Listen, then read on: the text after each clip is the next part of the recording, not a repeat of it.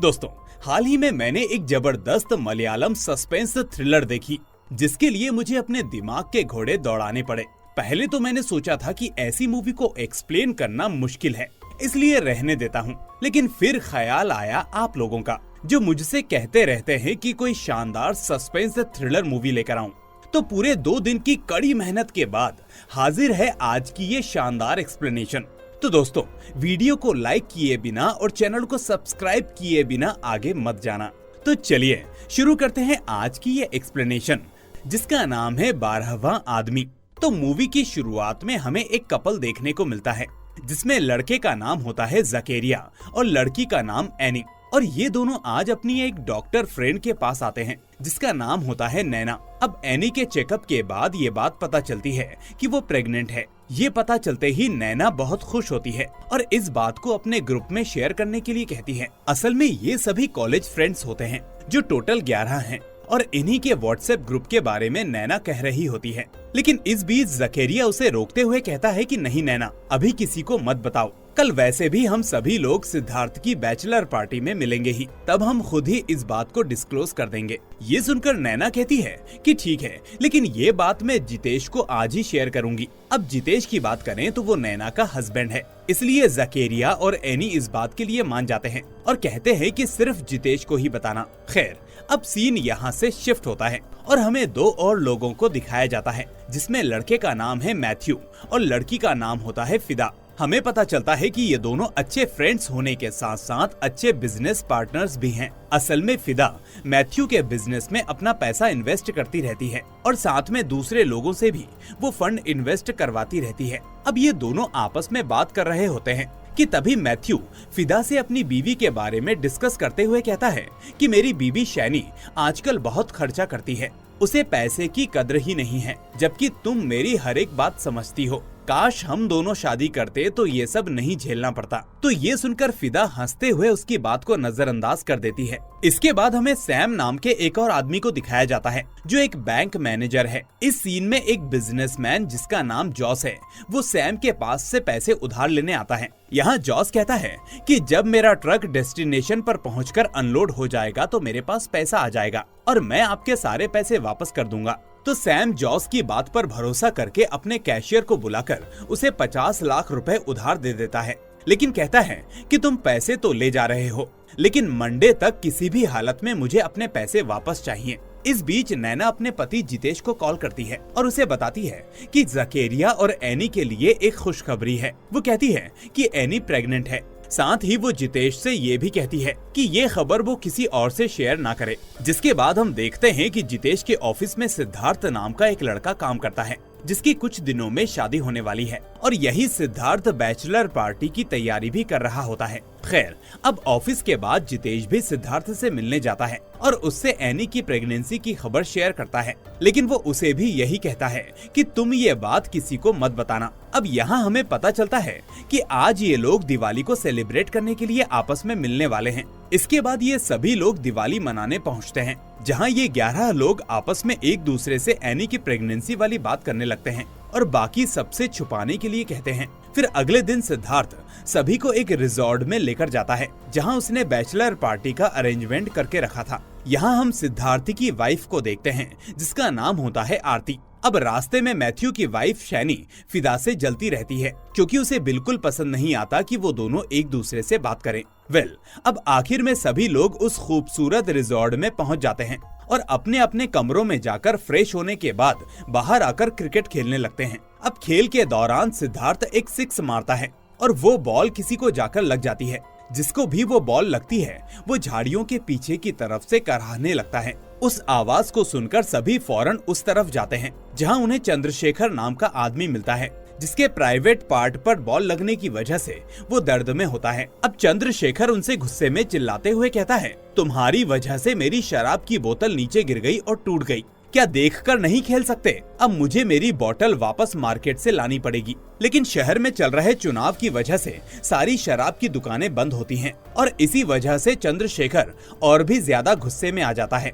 इस तरह हमें चंद्रशेखर के कैरेक्टर को दिखाया जाता है, जो ये दिखाता है कि वो कितना परेशान और अकेला है और साथ में पियक्कड़ भी। अब हमें पता चलता है कि इस रिजॉर्ट के मालिक का दोस्त है ये चंद्रशेखर, इसीलिए ये यहाँ पर रह रहा होता है। अब पूरे दिन वो यहाँ वहाँ घूमकर उन लोगों की प्राइवेसी को डिस्टर्ब करता रहता है। और यहाँ हमें एक और बात पता चलती है कि फिदा असल में एक तलाकशुदा लड़की है। अब शाम को पार्टी होती है जहाँ एनी के प्रेग्नेंट होने की खबर सभी को बताई जाती है, लेकिन सभी को ये बात पहले से पता थी। फिर भी सब ऐसे नाटक करते हैं जैसे उन्हें अभी पता चला हो। फिर इसी बीच वहाँ चंद्रशेखर आ जाता है और उन लोगों की पार्टी को डिस्टर्ब करते हुए 5 पैक शराब के मांगने लगता है। वो कहता है कि तुम लोगों ने मेरी बोतल तोड़ दी, लेकिन अब मुझे मेरी दारू वापस चाहिए। अब उसे ऐसे देखकर कुछ लोग उठते हैं और थोड़ी बहुत दारू उसे देकर वहाँ से भेज देते हैं। इस बीच पार्टी के दौरान सैम को जॉस का कॉल आता है।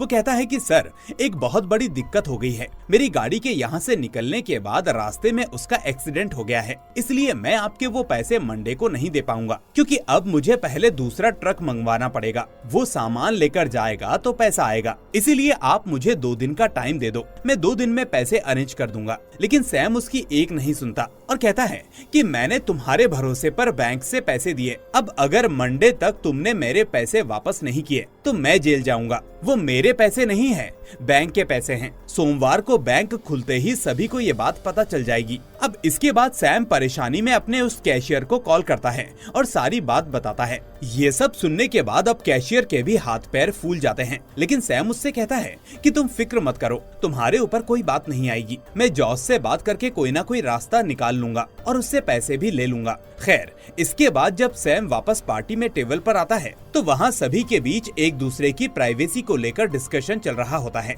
जैसे कि हर एक आदमी की अपनी एक प्राइवेसी होती है, चाहे वो वाइफ हो, हस्बैंड हो या फ्रेंड हो। इस बीच हम यहाँ सैम की वाइफ से भी मिलते हैं, जिसका नाम होता है मैरी। खैर, सभी 11 लोग कहने लगते हैं कि कॉलेज के दिनों से इन लोगों के बीच एक भी सीक्रेट बात नहीं है, सब एक दूसरे के बारे में सब कुछ जानते हैं। इस बीच नैना अचानक सिद्धार्थ से कहती है कि अच्छा, अगर ऐसा है तो अपना फोन उठाकर टेबल पर रखो, इसके बाद तुम्हारे पास जो भी कॉल्स या मैसेज आएंगे वो हम सब सुनेंगे, उससे पता चल जाएगा कि हमको सब कुछ पता है या नहीं। तो इस तरह सिद्धार्थ बिना हिचकिचाए अपना फोन टेबल पर रख देता है। ये देखते ही फिदा के दिमाग की घंटी बजती है और वो कहती है कि चलो, हम सभी लोग यही खेल खेलते हैं, हम सभी अपने अपने फोन्स को टेबल पर रखेंगे। इसके बाद जिसके पास जो मैसेज या कॉल आएगा वो सभी सुनेंगे, जिससे पता चल जाएगा कि किसकी कितनी प्राइवेसी है। अब ये सुनकर बाकी के कुछ लोग घबराने लगते हैं, क्योंकि हर कोई अपनी प्राइवेसी के बारे में डिस्क्लोज करना नहीं चाहता था। लेकिन तभी फिदा कहती है कि हम लोग इस खेल को सिर्फ 1 घंटे तक खेलेंगे, उसके बाद नहीं। तो इस तरह सभी आखिर में इस बात पर राजी हो जाते हैं। फिर सबसे पहला कॉल जकेरिया को आता है, जिसमें उसकी माँ उससे कहती है कि तुम्हारी बीवी एनी प्रेग्नेंट है, तो इसका मतलब ये नहीं कि उसके आगे पीछे लगे रहो, पहले अपने काम पर ध्यान देना। दुनिया में सभी औरतें बच्चे पैदा करती हैं, तुम्हारी एनी इकलौती नहीं है। अब जकेरिया ने अपने फोन को स्पीकर पर ऑन रखा था, इसलिए वो अपनी माँ की ये बात सुनकर थोड़ा दुखी होता है। ऊपर से वो सभी के सामने एम्बैरेस हो जाता है। तो ये देखते ही सैम कहता है कि देखा ना, सभी की अपनी अपनी पर्सनल लाइफ होती है, इसलिए हमको एक हद तक ही इंटरफेयर करना चाहिए। चलो, इस खेल को यहीं खत्म करते हैं। लेकिन जकेरिया कहता है कि अब तो गेम शुरू हो चुका है, इसलिए अब हम सभी इस गेम को कंटिन्यू करेंगे। तभी सिद्धार्थ की होने वाली वाइफ आरती को उसकी एक फ्रेंड का कॉल आता है। वो अपना फोन स्पीकर पर डाल देती है। फिर सिद्धार्थ के दोस्त का कॉल आता है, बीच में जितेश का फ्रेंड भी कॉल करता है। तो इस तरह से उन लोगों को कुछ नॉर्मल कॉल्स आते हैं। लेकिन तभी अचानक मैथ्यू को जॉन नाम का एक बंदा वॉइस मैसेज सेंड करता है, जिसे देखकर मैथ्यू के चेहरे की रंगत उड़ जाती है। फिर वो भी ना चाहते हुए मजबूरी में उस वॉइस मैसेज को शुरू कर देता है। उस मैसेज में वो जॉन नाम का बंदा मैथ्यू को बहुत गालियां देने लगता है, क्योंकि मैथ्यू ने उससे कुछ वक्त पहले 25 लाख रुपए उधार लिए थे, जो वो अभी तक वापस नहीं दे पाया था। अब बात ये थी कि फिदा के कहने पर ही जॉन ने वो पैसे मैथ्यू को उधार दिए थे, इसीलिए यहाँ मैथ्यू और फिदा दोनों को शर्मिंदा होना पड़ता है। लेकिन तभी सभी दोस्त ये डिसाइड करते हैं कि ये ट्रिप खत्म होने के बाद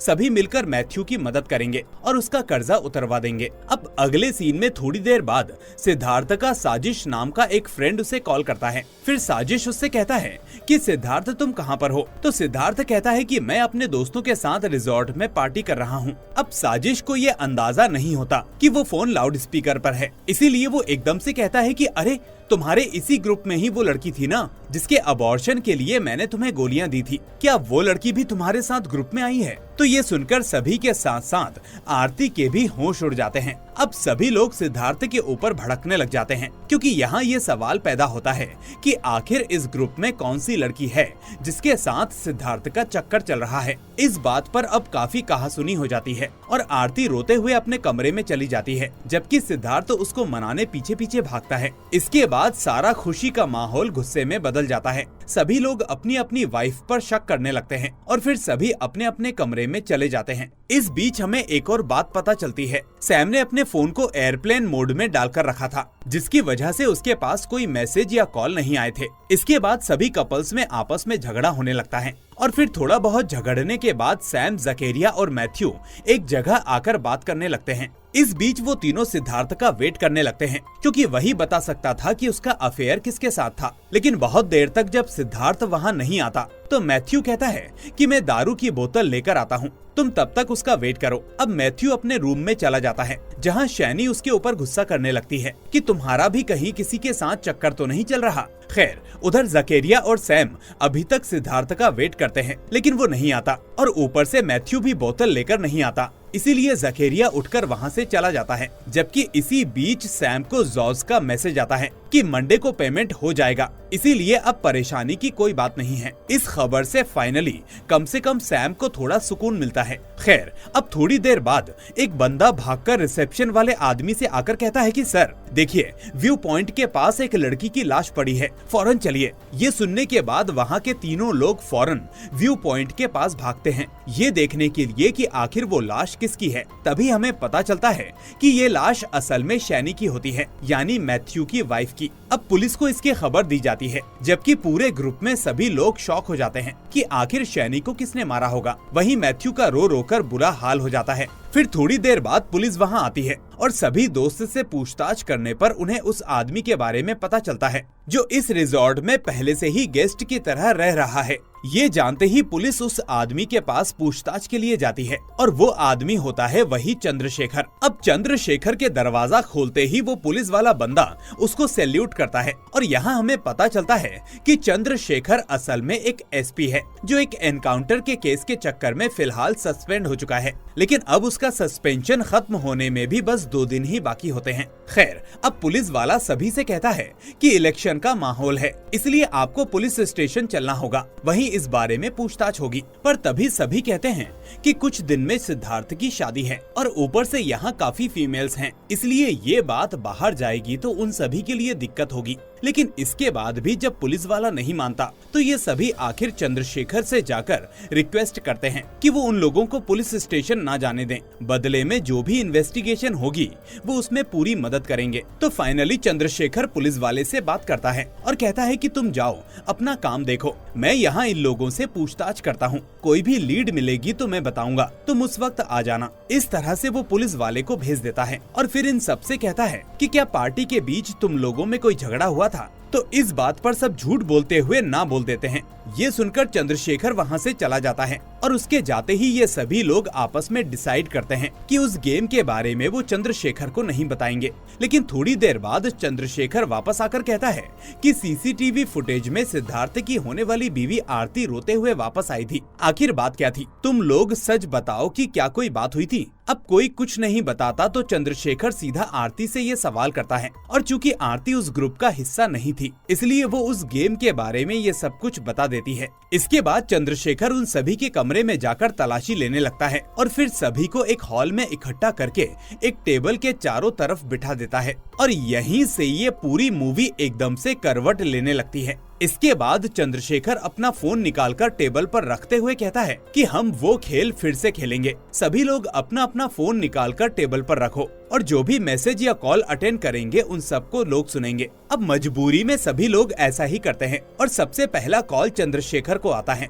जिसमें वो अपने दोस्त से बात करके फोन रख देता है। इसके बाद वो सिद्धार्थ से पूछता है कि जब तुम पार्टी के झगड़े के बाद आरती के रूम में गए तो क्या हुआ था। तो वो बताता है कि जब मैं रूम में पहुंचा तो वहाँ पर फिदा और आरती दोनों थे और फिदा उसको समझा रही थी कि जैसा वो सोच रही है वैसा कुछ भी नहीं है। इस बीच अचानक शैनी वहाँ आई थी जो मुझसे कह रही थी कि वो लड़की कौन है, तुम अभी बाहर आकर सभी को बता दो। इस बीच इनडायरेक्टली शैनी अपनी भड़ास फिदा के ऊपर निकालकर उसे उकसा रही होती है, क्योंकि जैसा कि हम जानते हैं शैनी फिदा को टॉलरेट नहीं करती। खैर, अब इस बीच फिदा और शैनी आपस में उलझ पड़ते हैं और वहाँ मैथ्यू भी आ जाता है। फिर वो अपनी बीवी शैनी को फिदा पर गुस्सा करते हुए देखकर उसे रूम में ले जाने लगता है। तो फिदा मैथ्यू से कहती है कि अपनी बीवी को समझाओ, वो मेरे बारे में पता नहीं क्या क्या सोचती है। इस तरह से फिदा भी वहाँ से चली जाती है और ठीक उसी वक्त जितेश सिद्धार्थ के कमरे में आ रहा होता है। अब ये बात पता चलते ही प्रेजेंट टाइम में चंद्रशेखर जितेश से पूछता है कि आखिर तुम क्यों सिद्धार्थ के पास गए थे। तो वो अब इस बारे में बताने लगता है। असल में वो सिद्धार्थ के पास ये पूछने गया था कि तुमने साजिश से झूठ क्यों कहा कि वो लड़की हमारे ग्रुप की ही है। इस पर सिद्धार्थ कहता है कि यार वो लड़की हमारे होम टाउन की है। फिर जब उसने नाम पूछा तो मैंने जल्दबाजी में ऐसे ही अपने ग्रुप का नाम ले लिया, इसीलिए उसको लगा कि वो गोली हमारे ग्रुप की ही किसी लड़की के लिए थी। मुझे क्या पता था कि वो गधा भी इस वक्त फोन पर ऐसी बात करेगा। तो जितेश कहता है कि जो भी हो, फिलहाल तुम जाकर अब आरती को संभालो और उसे समझाओ। अब ये सुनकर चंद्रशेखर सिद्धार्थ से कहता है कि चलो अब तुम सीधा साजिश को कॉल करो, पूरी बात क्या है वो उससे पता चल जाएगी। लेकिन कई बार फोन मिलाने पर भी साजिश अब सिद्धार्थ का फोन नहीं उठा रहा होता। पर इस बीच फिदा की एक फ्रेंड फिदा को फोन करती है, क्योंकि अब तक शैनी के मरने की खबर मीडिया में फैल चुकी होती है। अब फिदा उस कॉल को देखकर कट कर देती है और इस बात पर चंद्रशेखर उसके ऊपर भड़क जाता है और कहता है कि तुम इस खेल के बीच कॉल कट नहीं कर सकती, लगता है तुम कुछ छुपा रही हो, सच बताओ। तो इस तरह मैथ्यू और फिदा कुछ दिन पहले का एक इंसिडेंट बताने लगते हैं। मैथ्यू बताता है कि कुछ दिन पहले मुझे पुलिस ने ड्रिंक एंड ड्राइव के केस में अरेस्ट किया था, जहां फिदा और शैनी दोनों आए थे। फिर वहां से लौटते वक्त शैनी ने मुझसे कहा था कि तुम आजकल फिदा के बहुत क्लोज हो रहे हो। माना कि वो हमारे बिजनेस में इन्वेस्टर है, लेकिन जल्दी से उसके पैसे वापस करके उसको खुद से अलग करो, मुझे ये सब पसंद नहीं। इसके बाद चंद्रशेखर मैथ्यू से पूछता है कि क्या शैनी को कोई मेंटल इलनेस थी। तो इस बात पर मैथ्यू मना कर देता है कि ऐसा कुछ भी नहीं था। लेकिन तभी चंद्रशेखर उसे शैनी के रूम से मिली दवाइयाँ दिखाते हुए पूछता है कि ये दवा किसकी है। तो यहाँ नैना सच बोलते हुए कहती है कि सर, शैनी को असल में बाइपोलर डिसऑर्डर था, यानी एक तरह की दिमागी बीमारी। इस बीच चंद्रशेखर फिदा से कहता है कि कुछ देर पहले तुम्हारे मिलने वाले जॉन ने मैथ्यू को उस उधार पैसे के लिए गालियां दी थी, इसलिए अब तुम उसको गालियां दो कि क्या उसे तुम पर भरोसा नहीं। तो फिदा इस तरह जॉन को कॉल करती है, लेकिन तभी जॉन उससे अचानक पोलाइटली बात करते हुए सॉरी बोलता है और कहता है कि मैं अचानक से डर गया था, मुझे लगा कि मैथ्यू मेरे पैसे नहीं देगा, इसलिए मैंने इतना सब बोल दिया। खैर, ये सारी बातें मैं तुम्हें बाद में समझाऊंगा। ये कहकर वो फोन कट कर देता है। अब चंद्रशेखर सोचने लगता है कि कुछ घंटे पहले जो आदमी इतनी गालियां दे रहा हो वो अचानक इतना पोलाइट कैसे हो सकता है। इसीलिए वो फौरन मैथ्यू से कहता है कि अब तुम जॉन को कॉल करो। लेकिन मैथ्यू के कॉल करने पर अब जॉन फोन पिक नहीं करता। अब इस जॉन नाम के आदमी को सिर्फ 3 लोग जानते थे, मैथ्यू, शैनी और फिदा। इसके बाद चंद्रशेखर मैथ्यू के फोन से जॉन को मैसेज करता है कि मैं तुम्हें पैसे नहीं लौटाऊंगा, चाहे तुम कुछ भी कर लो। इस पर चंद्रशेखर ये भी नोटिस करता है कि सभी को किसी न किसी का मैसेज या कॉल आ चुका है, लेकिन अभी तक सैम को किसी का मैसेज या कॉल नहीं आया। इसीलिए वो उसके फोन को चेक करता है तो देखता है कि उसने अपने फोन को एयरप्लेन मोड में लगाया हुआ है।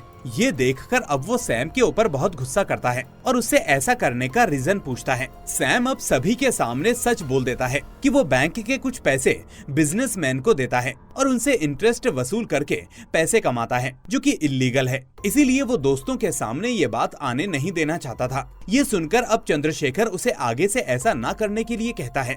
फिर उसके बाद चंद्रशेखर दोबारा सभी के फोन को लेकर उनके कॉल रिकॉर्ड्स, मैसेजेस और बाकी सारी की सारी चीजें बारीकी से देखने लगता है। इसके बाद वो इन सभी के फोन नंबर्स को लेकर साइबर सेल वालों को दे देता है और पूछता है कि इनमें से किन किन लोगों के पास से जॉन को कॉल गया था और जॉन का कॉल आया था। तब तक चंद्रशेखर आगे की इंटेरोगेशन करते हुए फिदा से पूछता है कि शैनी से झगड़ा होने के बाद फिर तुम कहाँ गई थी? तो वो कहती है कि सर, मैं पूल साइड सिगरेट पीने गई थी ताकि खुद को रिलैक्स कर सकूं। फिर यही सवाल जब वो मैथ्यू से पूछता है तो वो कहता है कि सर, मैं अपने रूम से दारू की बोतल लेने गया था, लेकिन उस वक्त शैनी बहुत गुस्से में थी। इसके बाद एक एक करके सभी लोग शैनी के बारे में अपनी राय देने लगते हैं। इस बीच जकेरिया भी कहता है कि शैनी ने मुझसे और एनी से बहुत पैसे उधार ले रखा था, लेकिन आज तक वापस नहीं किया, जबकि उसके खुद के खर्चों में कोई कमी नहीं थी। इसके बाद चंद्रशेखर शैनी के साइकेट्रिस्ट के पास कॉल करता है और उसके मेंटल स्टेट के बारे में पूछता है। तो वो डॉक्टर कहता है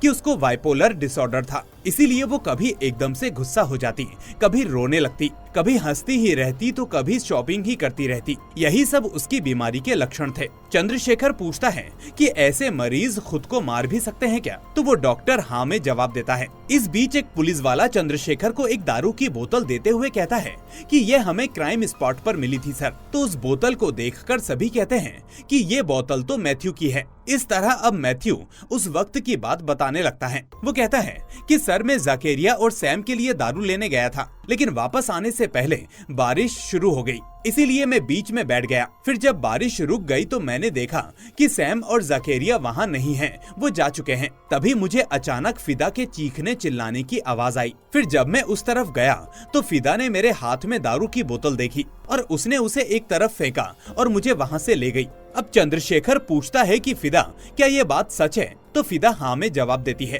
तभी अचानक चंद्रशेखर के पास साइबर सेल वालों का कॉल आता है, जो उससे कहते हैं कि सर, शैनी के फोन से 4 आउटगोइंग कॉल्स हुई थी, जबकि 2 इनकमिंग कॉल्स आई हैं। अब ये 4 outgoing calls any, Jitesh, Siddharth और जॉन को की गई थी, जिसके बाद जॉन ने पलटकर 2 बार शैनी को कॉल किया था। खैर, इतना सब हो जाने के बाद चंद्रशेखर सिद्धार्थ को अपने दोस्त साजिश को कॉल लगाने के लिए कहता है। साजिश फोन पिक कर लेता है, जिसकी बातों से एक सच्चाई सामने आती है कि सिद्धार्थ का किसी के साथ कोई अफेयर नहीं था, बल्कि उसने वो अबॉर्शन वाली टैबलेट्स जितेश के लिए मंगवाई थी। लेकिन ये सुनते ही जितेश इस सच्चाई से मुकरने लगता है और कहता है कि सर, वो लड़का झूठ बोल रहा है, मैंने कोई टैबलेट्स नहीं मंगवाई। फिर इस बात को कंफर्म करने के लिए चंद्रशेखर आरती से सवाल करता है कि क्या सिद्धार्थ ने तुमको इस बारे में बताया था? तो आरती कहती है कि हाँ सर, जब मैं रोते हुए अपने रूम में आई थी तो सिद्धार्थ पीछे पीछे मुझे समझाने आया था और उसने मुझे इस बारे में बताया था। लेकिन आरती इसके लिए सिद्धार्थ से प्रूफ मांगती है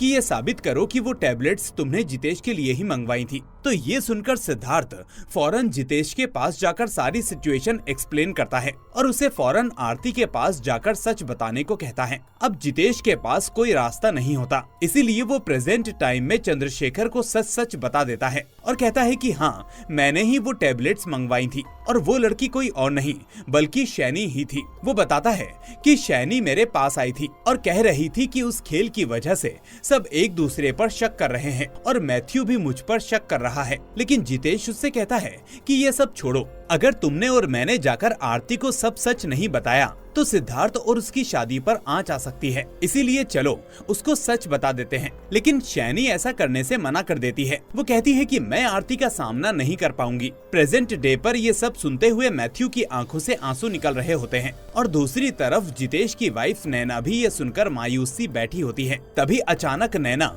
चंद्रशेखर से कहती है कि सर, जितेश झूठ बोल रहा है, उसका शैनी के साथ कोई चक्कर नहीं था, क्योंकि नैना खुद शैनी की डॉक्टर थी। और इस बीच अगर वो प्रेग्नेंट होती और जितेश उसके लिए दवा मंगाता तो मुझे पहले से पता होता। इस बीच इस पेचीदा केस में एक और ट्विस्ट आता है। अचानक अब जॉन का फोन फिदा के पास आता है, जिसे ये पता चल चुका था कि शैनी की मौत हो चुकी है। बातों ही बातों में वो फिदा से कहता है, अरे वो मैथ्यू ने 25 लाख रुपए लिए थे, उसमें से शैनी ने मुझे 10 लाख रुपए भेजे हैं, जिसमें 5-5 लाख के ट्रांजैक्शंस हैं। फिर चंद्रशेखर मैथ्यू से इस बारे में पूछता है तो वो साफ मना कर देता है कि उसे तो इस बारे में कुछ मालूम ही नहीं है। ये सुनते ही चंद्रशेखर मैथ्यू से कहता है कि मुझे अपनी बीवी शैनी का बैंक अकाउंट ओपन करके दिखाओ। तो मैथ्यू कहता है कि सर, मुझे उसका आईडी और पासवर्ड नहीं पता है, इसलिए मैं अकाउंट ओपन नहीं कर सकता।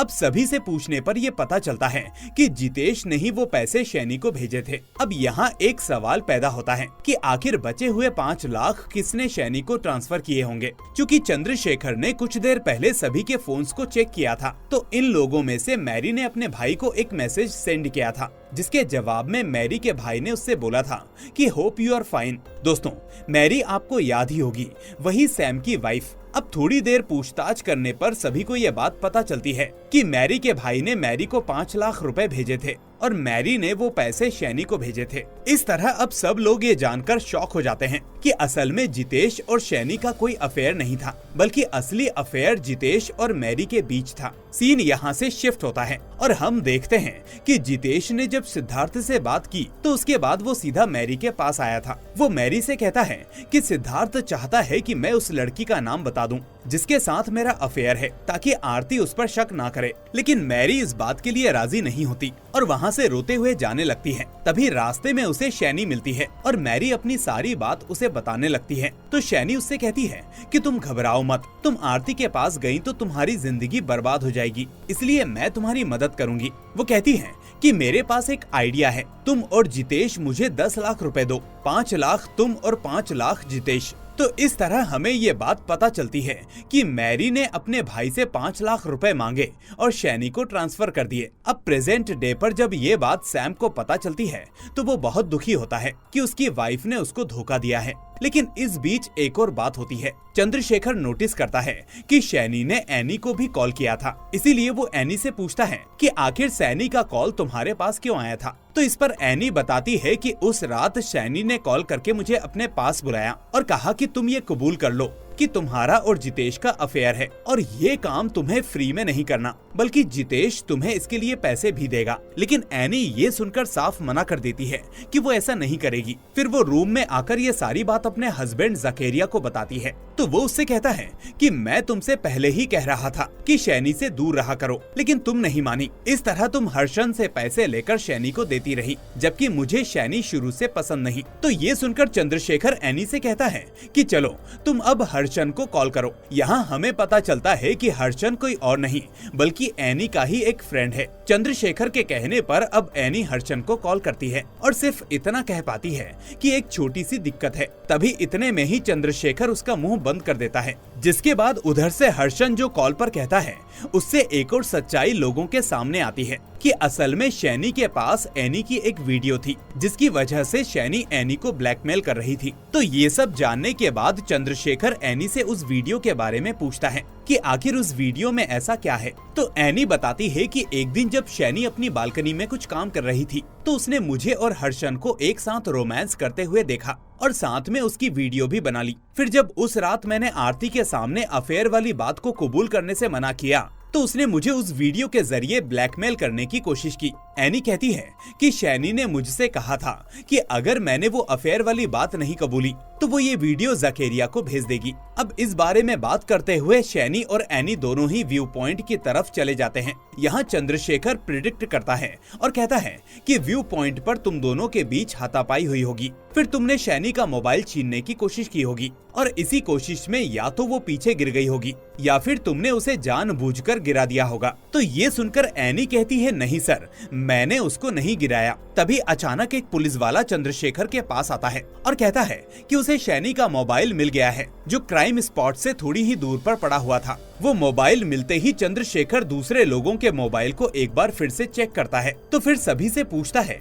कि रात को 9:30 बजे सभी लोग कहाँ पर थे। अब सभी लोग जवाब देने लगते हैं कि कोई कहीं पर था तो कोई कहीं पर था। और इस बीच एकदम से चंद्रशेखर सैम से पूछता है कि आखिर तुमने शैनी को क्यों मारा। ये सुनते ही अब सभी के होश उड़ जाते हैं। वो सोचते हैं कि आखिर सैम ने शैनी को क्यों मारा होगा। अब चंद्रशेखर मैरी से पूछता है कि क्या तुम्हारा और सैम का ज्वाइंट अकाउंट है। तो मैरी कहती है कि हाँ। अब सीन यहाँ से फ्लैशबैक में जाता है जब मैरी ने शैनी को 5 लाख रुपए भेजे थे। अब क्योंकि ये अकाउंट ज्वाइंट अकाउंट था तो इस चीज का मैसेज सैम के पास भी गया था, इसीलिए इस बारे में पूछने के लिए सैम मैरी के पास जाने लगता है। लेकिन तभी उसे रास्ते में एनी रोते हुए जाती हुई दिखाई देती है और दूसरी तरफ शैनी भी कुछ अजीब सा बिहेव कर रही होती है। इसीलिए वो मैरी के पास ना जाकर सीधे सैनी के पास पहुंच जाता है और उसे कहता है कि आखिर मैरी ने तुमको 5 लाख रुपए क्यों भेजे हैं, आखिर तुमने उससे पैसे क्यों मांगे। तुम पैसे ले लेती हो लेकिन देती नहीं, पता नहीं तुम्हारा क्या चलता रहता है।